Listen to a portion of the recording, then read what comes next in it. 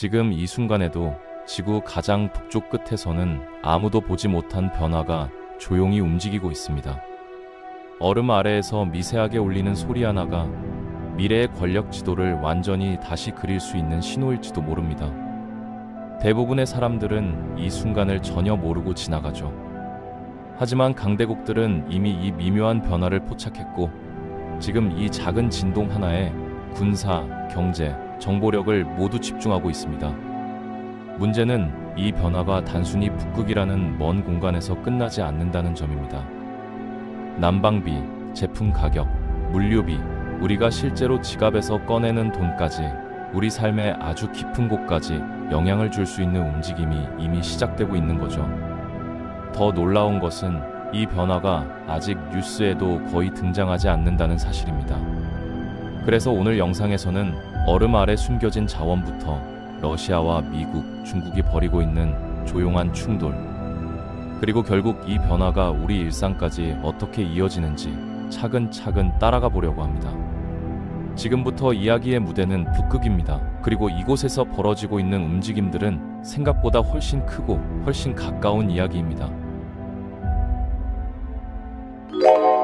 지금 이 순간에도 지구 최북단의 얼음 아래에서는 아무도 모르는 거대한 움직임이 조용히 시작되고 있습니다. 대부분은 감지하지 못하지만 강대국들은 이 미세한 신호를 오래전부터 포착했고 지금 북극에 모든 집중을 쏟고 있죠. 단순한 얼음의 땅처럼 보이지만 이곳은 앞으로 세계 질서가 다시 짜일 새로운 무대로 바뀌고 있습니다. 겉보기엔 그저 평온한 얼음뿐이지만 그 아래에서는 잠수함과 드론이 서로의 그림자를 탐지하며 숨막히는 정적 속 추격전을 벌이고 있습니다. 강대국들은 작은 진동 하나도 놓치지 않기 위해 계속해서 분석을 이어가죠. 총성이 울리는 전쟁이 아니라 보이지 않는 파동으로 시작되는 충돌, 그 조용한 전장이 바로 북극입니다. 더 놀라운 것은 이곳을 먼저 장악하는 국가가 앞으로 수십 년 동안 에너지, 군사, 물류, 전략 모든 분야에서 절대적 우위를 차지할 수 있다는 점입니다. 다시 말해 북극은 미래 세계의 패권을 결정하는 열쇠입니다. 그래서 러시아, 미국, 중국 같은 강대국들은 이곳에서 단 한 걸음도 뒤로 물러설 수 없죠. 지금 북극에서 벌어지는 조용한 움직임들은 사실상 세계 질서 재편의 서막입니다. 우리가 뉴스에서 거의 보지 못했을 뿐 물밑에서는 이미 새로운 시대의 판이 깔리고 있는 거죠. 그리고 바로 여기서 우리가 지금부터 따라가야 할 이야기가 시작됩니다. 왜 지금? 왜 북극인가? 이 질문에 대한 답을 이해하는 순간 북극이 왜 세계 최강국들의 시선을 한꺼번에 끌어당기고 있는지 비로소 선명해집니다. 이건 단순한 지리 이야기가 아니라 앞으로 몇십 년을 통째로 바꿀 힘의 이야기입니다. 북극은 오랫동안 인간이 손대지 못한 마지막 거대한 미지의 공간이었습니다. 하지만 기술이 벽을 무너뜨리고 기후변화로 얼음이 약해지면서 드디어 북극의 진짜 모습이 드러나기 시작했죠. 그 아래 숨겨진 지층과 자원, 그리고 군사적 가치는 기존 질서를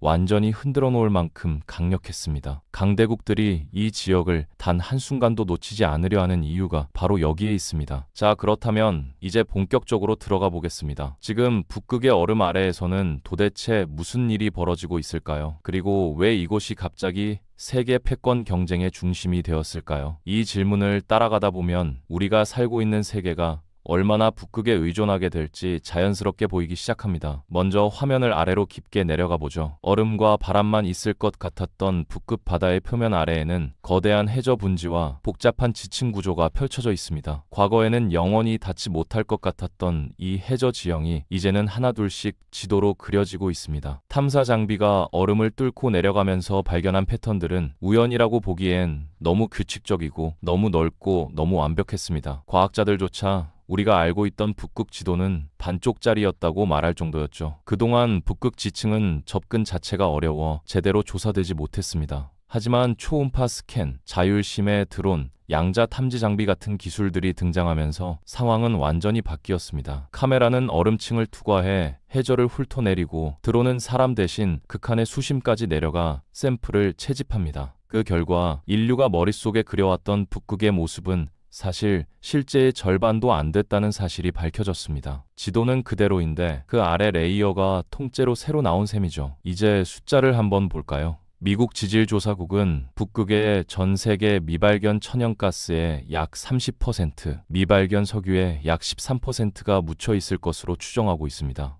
이건 단순히 많다 수준이 아닙니다. 인류가 이미 다 알고 있다고 믿었던 에너지 지도를 완전히 다시 그려야 한다는 뜻이죠. 북극의 특정 가스전 몇 곳만 제대로 개발해도 어떤 국가는 수십 년 동안 에너지 수입에 의존하지 않고도 버틸 수 있습니다. 그렇다면 질문이 하나 생깁니다. 이렇게 엄청난 자원이 있는데 왜 지금까지 아무도 본격적으로 캐내지 못했을까? 답은 간단합니다. 대부분이 얼음 아래 극저온과 고압, 폭풍과 빙산이 뒤섞인 최악의 환경 속에 묻혀 있기 때문입니다. 이건 단순히 깊이의 문제가 아니라 기술과 비용, 안전, 군사 보호까지 모두 동시에 해결해야 하는 종합 난이도 최고 수준의 프로젝트인 거죠. 그래서 북극의 자원은 아무 나라나 가져갈 수 있는 보물이 아닙니다. 얼음과 파도를 뚫고 나갈 수 있는 쇄빙선, 혹한을 버티는 시추 장비, 수천 킬로미터 떨어진 해역을 보호할 군사력, 그리고 막대한 자본까지 모두 갖춘 나라만이 실제로 이 자원에 손을 댈 수 있습니다. 북극을 둘러싼 경쟁이 당연히 강대국 게임이 될 수밖에 없는 이유입니다. 여기에 또 하나의 가속 페달이 붙었습니다. 지난 몇십 년 동안 기온이 올라가면서 북극의 얼음이 눈에 띄게 얇아지기 시작했다는 점입니다. 예전에는 1년에 몇 주 정도만 제한적으로 열리던 좁은 바닷길이 이제는 몇 달씩 열려 있습니다. 얼음이 얇아졌다는 건 역설적으로 접근 가능한 공간이 늘어났다는 말이기도 하죠. 이건 강대국들 입장에서는 지금 들어가지 않으면 남이 먼저 차지한다는 신호와 같습니다. 이 변화에 가장 먼저 반응한 나라는 러시아였습니다. 화면을 조금 돌려보면 러시아 북쪽으로 끝없이 이어지는 북극 해안선이 보입니다. 러시아는 북극권과 맞닿은 해안을 광범위하게 보유하고 있고 국토의 절반 가까이가 북극권에 걸쳐 있습니다. 러시아에게 북극은 지도 한 귀퉁이가 아니라 국가의 미래를 다시 쓸 수 있는 거대한 빈칸과 같습니다. 러시아는 이미 소련 시절부터 극지 기술을 차곡차곡 쌓아왔습니다. 이 나라가 세계에서 유일하게 원자력 쇄빙선대를 운영하는 이유도 여기서 나옵니다. 이 쇄빙선들은 두꺼운 얼음을 부수며 북극 심부까지 전진할 수 있는 말 그대로 움직이는 열쇠입니다. 2007년 러시아 탐사팀이 심해 수천 미터 지점에 러시아 국기를 설치했을 때 그건 단순한 퍼포먼스가 아니라 우리는 이미 이 싸움에 들어와 있다는 선언이었습니다. 이 장면을 지켜본 미국은 가만히 있을 수 없었습니다. 미국에게 북극은 북쪽 바다 문제가 아니라 국가 안보와 핵전력, 해상 패권이 걸린 공간입니다. 카메라를 알래스카 쪽으로 돌려보면 미군 기지와 레이더, 북극 작전에 투입되는 특수 장비들이 나타납니다. 미국은 알래스카를 중심으로 북극 작전 능력을 꾸준히 강화하며 러시아가 북극에서 단독으로 판을 짜지 못하게 막고 있습니다. 그리고 여기서 의외의 플레이어가 등장합니다. 바로 중국입니다. 지리적으로 북극에서 멀리 떨어져 있음에도 중국은 스스로를 금북극 국가라고 부르며 북극 게임에 뛰어들었죠. 처음에는 다소 뜬금없어 보였지만 움직임을 자세히 보면 계산은 매우 명확합니다. 중국 입장에서 북극은 두 가지 이유로 매력적입니다. 첫째, 북극 항로가 열리면 중국에서 유럽까지 가는 물류 시간이 10일 이상 줄어듭니다. 둘째, 지금까지 미국 해군이 장악해온 기존 해상 루트를 우회할 수 있는 새로운 길이 열립니다. 중국은 이 항로를 얼음 실크로드라고 부르며 국가 전략에 공식적으로 넣었습니다. 이렇게 러시아, 미국, 중국이 서로 다른 이유로 북극에 몰려들면서 이 지역은 어느새 거대한 삼각 대결의 중심으로 바뀌었습니다. 겉으로는 과학 연구, 기후 조사, 항해 실험이라는 표현을 사용하지만 결국 목표는 같습니다. 해저 자원과 항로, 그리고 전략적 요충지를 가장 먼저 잡는 것. 문제를 더 복잡하게 만드는 건 북극의 해저 경계가 아직 명확하게 정리되지 않았다는 점입니다. 유엔 해양법 협약에 따라 각국은 자기 대륙붕이 어디까지 이어진다고 주장하며 자료를 제출하는데 이 주장이 서로 겹치기 시작하면 이야기가 꼬깁니다. 여기까지가 내 땅이다, 아니다, 지질 구조상 우리 쪽이다라는 주장이 서로 맞부딪히는 거죠. 이 가운데에서 가장 뜨거운 곳이 로모노소프 해저 산맥입니다. 이 산맥이 어느 나라의 대륙붕이냐에 따라 그 아래 묻힌 자원 전체의 주인이 통째로 바뀌게 됩니다. 러시아, 캐나다, 덴마크 등이 서로 다른 데이터를 내세우며 자신들이 더 가깝다고 주장하고 있고 국제사회는 아직 명확한 결론을 내리지 못했습니다. 이런 이유로 북극에서의 충돌은 대부분 눈에 보이지 않는 곳, 얼음 아래에서 벌어집니다. 화면을 해저로 다시 내려보면 잠수함들의 실루엣이 고요한 어둠 속을 미끄러지듯 지나갑니다. 서로의 소음을 감지하고 거리와 속도를 계산하며 여기까지는 들어오지 말라는 선을 말없이 그어놓고 있죠. 잠수함끼리 예상보다 가까워지는 것만으로도 긴장은 급격히 높아집니다. 음파 하나를 잘못 해석하면 단순한 정찰이 공격 전조처럼 보일 수도 있습니다. 북극은 한마디로 오해가 발생하기 쉬운 공간입니다. 경계가 눈에 보이지 않고 행동의 의도를 읽기 어려운 곳이니까요. 그렇다면 다시 근본적인 질문으로 돌아가 봅시다. 도대체 이 자원이 얼마나 대단하길래 이렇게까지 위험을 감수하며 달려드는 걸까? 답은 여전히 간단합니다. 북극은 아직 절반 이상이 미개발 상태인 거대한 에너지 창고이기 때문입니다. 특히 천연가스의 가치는 시간이 갈수록 더 중요해지고 있습니다. 전 세계가 석탄에서 벗어나자고 외치는 상황에서 천연가스는 중간 단계 에너지원으로 핵심 역할을 맡고 있습니다. 스페인, 독일, 일본처럼 에너지 수입 의존도가 높은 나라들에게는 안정적인 가스 공급선 하나가 경제 전체의 생명줄과 같습니다. 과거에는 북극 해저에 그런 자원이 있다는 걸 알면서도 실제로 캐낼 수 있는 기술이 부족했습니다. 극지 환경에서 해저 플랫폼을 세우고 이를 유지하면서 다시 수천 킬로미터 떨어진 육지까지 옮기는 건 거의 불가능에 가까운 일이었죠. 그래서 북극은 오랫동안 알지만 손댈 수 없는 창고였습니다. 그런데 부유식 액화 천연가스 공장이라는 개념이 등장하면서 상황은 완전히 달라졌습니다. 이 공장은 바다 위에 떠 있는 거대한 공장입니다. 해저에서 바로 가스를 끌어올려 그 자리에서 액화하고 저장하고 다시 운반선에 실어 보낼 수 있는 구조죠. 육지에 항만이나 기지가 필요 없다는 뜻입니다. 이 기술은 북극 같은 환경에서는 말 그대로 판을 뒤집는 길입니다. 혹독한 땅 위에 무엇을 지을 필요 없이 바다 위에서 모든 과정을 처리할 수 있기 때문입니다. 러시아는 이미 이 기술을 북극권 개발에 투입했고 중국은 야말 천연가스 프로젝트에 참여하며 기술과 경험을 함께 얻고 있습니다. 미국 역시 이 기술을 극지 환경에 맞게 개량하는데 막대한 돈을 투자하고 있습니다. 결국 북극 경쟁의 중요한 기준 중 하나는 누가 이 기술을 더 잘 활용하느냐로 바뀌고 있습니다. 이 기술을 가진 나라만이 얼음 아래 묻힌 에너지를 실제 경제적, 군사적 힘으로 바꿀 수 있기 때문이죠. 단순히 땅을 차지하는 것만으로는 충분하지 않습니다. 캐낼 수 있는 능력이 진짜 힘입니다. 하지만 기술이 발전할수록 북극은 또 다른 의미에서 더 위험한 공간으로 변하고 있습니다. 얼음 아래에서는 잠수함들이 조용히 움직이고 그 사이를 심해 드론이 지나가며 서로의 신호와 진동을 수집하고 있죠. 음파 정보전, 신호 교란, 탐지 회피 같은 공방이 계속됩니다. 잠수함끼리 조금만 가까워져도 탐사 장비가 예상치 못한 방향으로 움직여도 상황은 쉽게 위태로워질 수 있습니다. 여기에 북극의 또 다른 정체성이 겹쳐집니다. 북극은 단순한 자원의 공간이 아니라 지구 기후 시스템의 핵심 역할을 하는 곳입니다. 얼음이 줄어들면 해양 순환이 흔들리고 해류가 바뀌면 대기의 흐름도 바뀝니다. 그 결과는 폭염, 폭우, 이상 기후 등으로 나타나죠. 북극의 변화는 결국 우리 삶 전체에 영향을 줍니다. 그런데 강대국들의 계산법은 조금 다릅니다.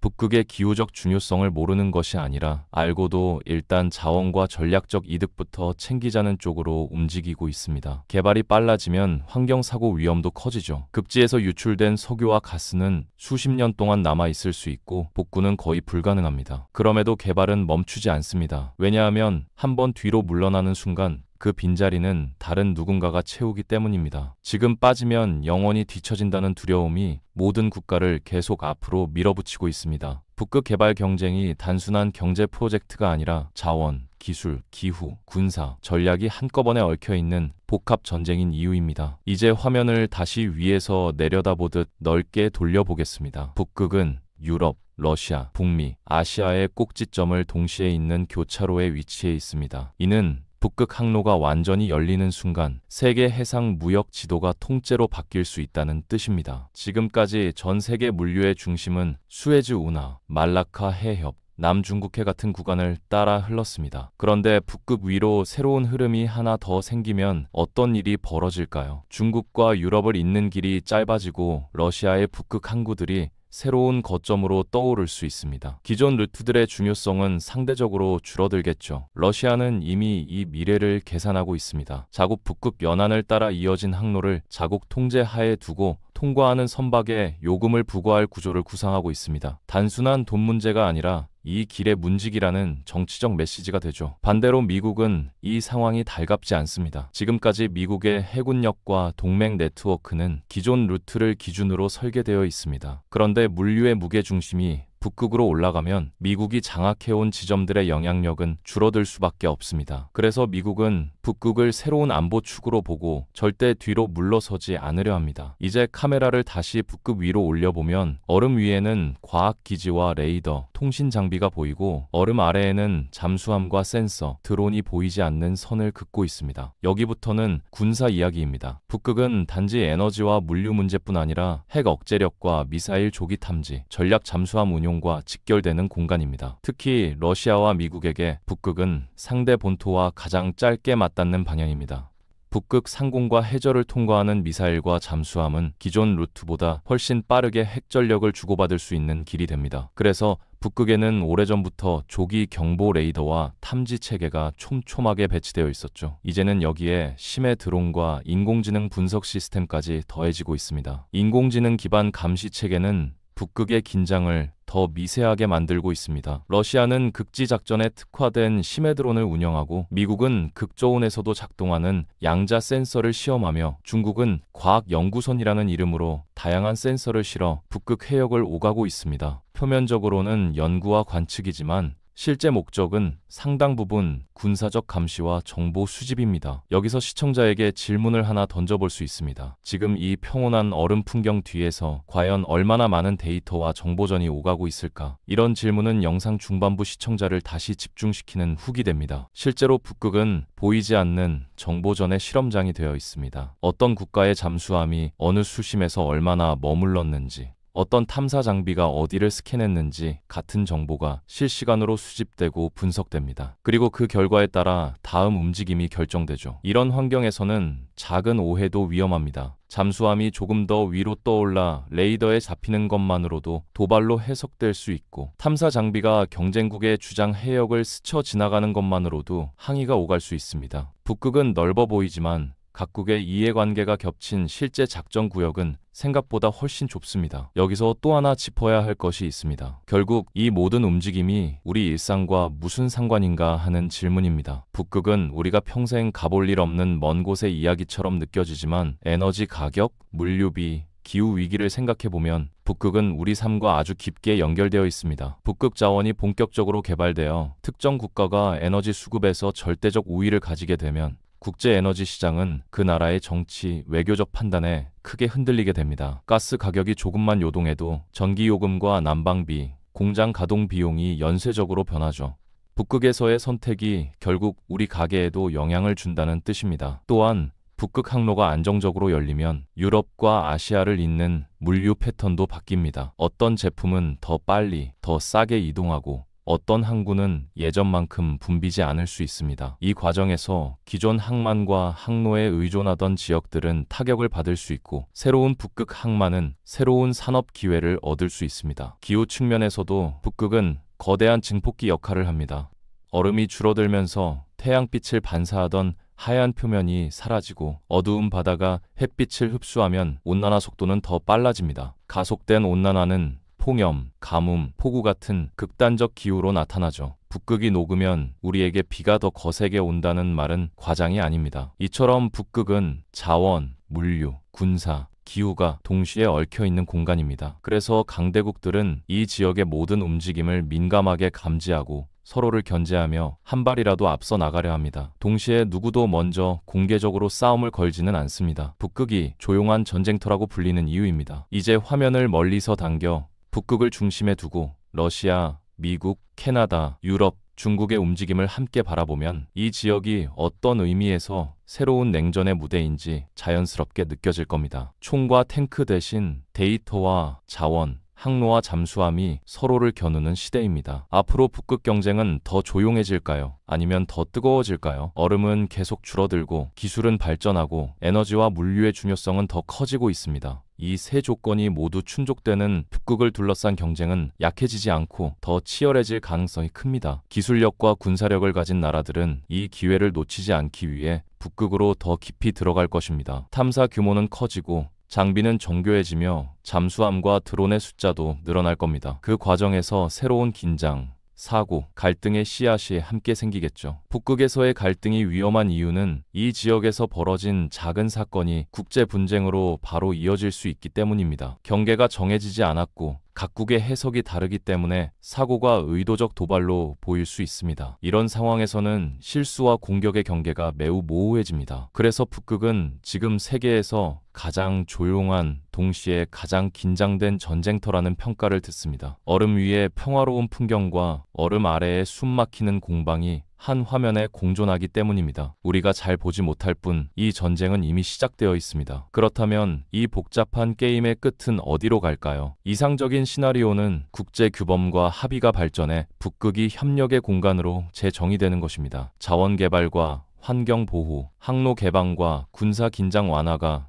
균형을 찾는 그림입니다. 하지만 현실은 그렇게 단순하지 않습니다. 각국은 이미 자국의 이익을 최대한 넓게 주장해 놓은 상태입니다. 한번 크게 선언해 놓으면 정치적으로 물러서기 어렵습니다. 국내 여론과 군부, 에너지 기업, 항만 산업 등 이해관계가 얽혀 있기 때문이죠. 그래서 누군가 먼저 한 발 물러서자고 말하기 어려운 구조입니다. 반대로 가장 위험한 경우는 북극이 군사 충돌의 무대가 되는 것입니다. 잠수함끼리의 충돌, 탐사선과 군함 간의 오해, 항로를 둘러싼 무력 시위 등이 겹치면 어느 순간 선을 넘는 사건이 발생할 수 있습니다. 특히 위기가 다른 지역에서 동시에 터질 때 북극은 두 번째 전선으로 불붙기 쉽습니다. 지금도 세계의 시선은 우크라이나, 중동, 대만 해협 등 다른 곳에 쏠려 있습니다. 이럴수록 북극은 뉴스에서 잘 보이지 않는 공간이 되죠. 하지만 강대국들에게는 오히려 이런 시기가 조용히 북극에서 영향력을 넓히기 좋은 타이밍이 되기도 합니다. 러시아는 북극을 미래 국가 경제의 핵심 엔진으로 보고 있습니다. 시베리아와 극동의 성장세가 둔화된 상황에서 북극 자원은 다시 한번 에너지 강국 러시아의 전략적 카드가 될 수 있습니다. 북극을 포기하는 건 국가 미래의 한 축을 버리는 것과 다르지 않습니다. 미국은 북극에서의 영향력을 잃는 순간 중국과 러시아가 그 빈자리를 채울 것이라고 판단하고 있습니다. 미국에게 북극은 자원보다도 전략 균형이 걸린 공간입니다. 이 지역에서 후퇴하는 건 태평양과 유럽, 중동에서의 영향력까지 흔들릴 수 있다는 계산입니다. 중국은 북극을 통해 새로운 전략적 탈출구를 찾고 있습니다. 기존 해상 루트는 대부분 미국의 해군력 아래에 있습니다. 하지만 북극 항로가 열리면 중국은 미국이 직접 통제하지 않는 길을 통해 유럽과 중동으로 접근할 수 있습니다. 중국 입장에서는 막대한 전략적 이득입니다. 이처럼 각국의 목적과 이해관계는 조금씩 다르지만 모두가 공유하는 단 하나의 진실이 있습니다. 북극을 먼저 확보하는 자가 미래의 주도권을 잡는다. 이 단순하지만 거대한 진실이 지금 북극을 움직이는 근본적인 동력입니다. 그래서 북극에서는 모든 작은 움직임이 의미를 갖습니다. 새로운 탐사 발표, 기지 건설 계획, 쇠빙선 배치, 잠수함 훈련, 과학조사 일정까지 모두 전략적 신호로 해석됩니다. 경쟁국은 이런 움직임을 분석하며 대응 시나리오를 수정합니다. 이런 환경에서는 화면에 보이지 않는 곳에서 수많은 계산과 시뮬레이션이 동시에 돌아갑니다. 만약 저 나라가 저 구역에 기지를 세우면, 만약 저 항로를 상업 운항으로 선언하면 이런 가정들이 끝없이 이어지죠. 북극은 이미 현실과 가상의 전쟁이 섞여 운영되는 거대한 시뮬레이션 공간입니다. 앞으로 기후 변화가 더 빨라지면 이 모든 움직임은 더 가속될 것입니다. 얼음이 더 빨리 녹으면 탐사 가능한 공간은 늘어나고 이용 가능한 항로도 다양해집니다. 이 과정에서 지금은 이름도 알려지지 않은 작은 항구와 섬들이 세계 지도에서 갑자기 중요한 지점으로 떠오를 수 있습니다. 그때가 되면 북극을 둘러싼 경쟁은 지금보다 훨씬 더 많은 국가와 기업이 뛰어드는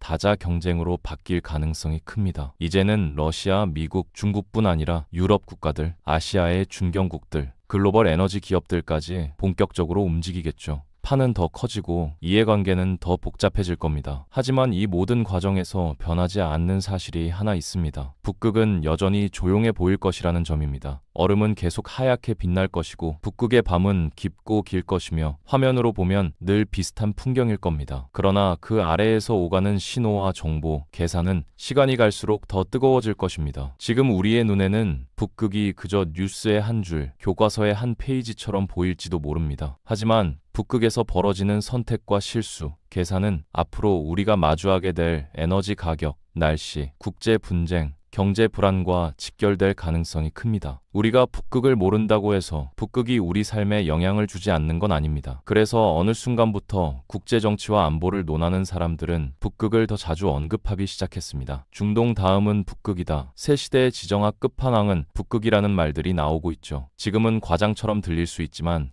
방향은 분명히 그쪽을 향해 가고 있습니다. 지금 북극에서 벌어지는 작은 움직임들은 결국 미래 권력 지도를 바꾸는 신호들입니다. 아직 완성된 지도는 없지만 큰 윤곽은 이미 얼음 아래에서 천천히 그려지고 있습니다. 강대국들은 그 윤곽을 조금이라도 일찍 보려고 치열하게 움직이고 있죠. 이제 우리는 이 조용한 전쟁이 먼 나라 이야기가 아니라 앞으로 우리가 살아갈 세계의 배경이라는 사실을 받아들여야 합니다. 북극에서의 선택이 우리가 사는 도시의 기온과 물가, 그리고 뉴스 헤드라인을 바꿀 수 있는 시대가 오고 있기 때문입니다. 정리해보면 북극은 에너지 창고이자 새로운 항로의 관문이고 전략적 요충지이자 기후 시스템의 심장입니다. 이 네 가지가 동시에 겹쳐 있는 곳이기에 이 공간을 둘러싼 경쟁은 가볍게 끝나지 않을 것입니다. 그래서 이 영상을 보고 난 뒤 뉴스에서 북극 빙하 감소, 북극 항로, 야말 프로젝트 같은 단어가 나오면 이제는 조금 다르게 들릴 것입니다. 저게 과학 기사 한 줄이 아니라 그 뒤에 이런 복잡하고 거대한 판이 깔려 있었던 이야기였구나 하고 떠올리게 되겠죠. 지금 북극은 우리가 생각하는 것보다 훨씬 빠르게 변하고 있습니다. 얼음 아래에서는 새로운 지층이 발견되고 새로운 항로가 시험 운항되며 새로운 장비들이 조용히 배치되고 있습니다. 이전 세대에는 상상조차 하지 못했던 속도로 미래 권력 지형도가 업데이트되고 있는 중입니다. 이 변화의 속도가 우리가 이 변화를 이해하는 속도보다 더 빠르다는 게 문제이자 현실입니다. 북극을 둘러싼 논의와 규범, 협력 체계는 아직 초기 단계인데 기술과 군사력, 자본은 이미 전력 질주를 시작했습니다. 이 간극이 커질수록 위험도 함께 커질 수밖에 없습니다. 그럼에도 이 이야기를 알고 있는 것만으로도 우리는 중요한 준비를 마친 셈입니다. 최소한 북극과 관련된 뉴스와 사건을 큰 맥락 안에서 바라볼 수 있게 되니까요. 이게 앞으로 얼마나 중요한 능력이 될지는 시간이 조금 더 지나면 자연스럽게 드러날 것입니다. 이제 다시 처음 장면으로 돌아가 봅시다. 지구의 가장 북쪽, 하얀 얼음으로 뒤덮인 고요한 바다입니다. 화면만 보면 아무 일도 없는 것처럼 보이죠. 하지만 이제 우리는 압니다. 그 얼음 아래에서는 국가와 국가가 부딪히고 기술과 기술이 경쟁하며 미래와 미래가 충돌하고 있다는 사실을요. 북극은 지금도 조용히 타오르고 있습니다. 총성도 폭발도 연기도 없지만 정보와 자원, 전략과 기후를 둘러싼 보이지 않는 충돌이 얼음 아래에서 계속해서 일어나고 있습니다. 강대국들은 서로의 움직임을 계산하고 의도를 추적하며 계획을 견제하려 하고 있죠. 이런 긴장 속에서 북극은 점점 기회의 땅에서 위기의 땅으로 얼굴을 바꾸고 있습니다. 하지만 동시에 이 위기를 어떻게 관리하느냐에 따라 인류는 이 공간을 협력과 공존의 상징으로 바꿀 수도 있습니다. 그 선택은 아직 완전히 결정되지 않았습니다. 분명한 것은 지금 이 순간에도 북극의 얼음 아래에서는 새로운 움직임이 계속해서 쌓이고 있다는 사실입니다. 지도에는 표시되지 않은 작은 변화들이 언젠가는 한꺼번에 표면 위로 떠올라 세계를 흔들 수 있습니다. 우리가 오늘 북극을 들여다본 이유는 바로 그 보이지 않는 변화를 미리 포착하기 위해서였습니다. 이 영상을 보고 나면 북극은 더 이상 교과서 구석의 하얀 공간이 아니라 살아있는 현재이자 다가오는 미래의 중심으로 보이게 될 겁니다. 아무 소리도 나지 않는 것처럼 보이지만 북극은 지금도 분명하게 세계의 미래를 설계하고 있습니다. 그리고 언젠가 우리가 일상에서 마주하게 될 수많은 변화 뒤에는 오늘 이야기한 이 조용한 얼음의 바다가 묵묵히 그 그림자를 들이우고 있을지도 모릅니다.